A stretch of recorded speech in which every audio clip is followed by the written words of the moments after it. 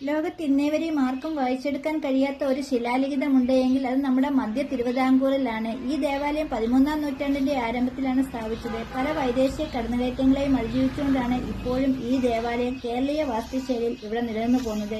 മുഖപുരത്തിൽ പ്രസിദ്ധ കന്യാമറിയത്തിന്റെ രൂപത്തിൽ തോന്നുന്ന വ്യത്യസ്തത ദേവാലയത്തിന്റെ അങ്ങോളം ഇങ്ങോളം നമുക്ക് കാണാൻ സാധിക്കുന്നതാണ്. ഈ പള്ളി സ്ഥിതി ചെയ്യുന്നത് പത്തനംതിട്ട ജില്ലയിലെ തിരുവല്ല എന്ന സ്ഥലത്തിന് സമീപത്തുള്ള കല്ലൂപ്പാറ എന്ന ദേശത്താണ്. ഇത് കല്ലൂപ്പാറ സെന്റ് മേരീസ് ഓർത്തഡോക്സ് വലിയ പള്ളിയിലാണ് ഈ ശിലാലിഖിതങ്ങൾ സ്ഥാപിച്ചിരിക്കുന്നത്. കല്ലൂപ്പാറ ആസ്ഥാനമാക്കി ഭരിച്ചിരുന്ന ഇടപ്പള്ളി തമ്പുരാക്കന്മാരാണ് കല്ലൂപ്പാറ ദേവാലയം സ്ഥാപിക്കാനുള്ള അനുവാദവും ഒത്താശയും നൽകിയത്. അവരുടെ ആശീർവാദത്തോടുകൂടി ആരംഭിച്ച ഈ ദേവാലയം സമീപപ്രദേശത്തുള്ള അനേകം ദേവാലയങ്ങളുടെ തലപ്പള്ളിയായി ഇന്നും അംഗീകരിക്കപ്പെടുന്നു.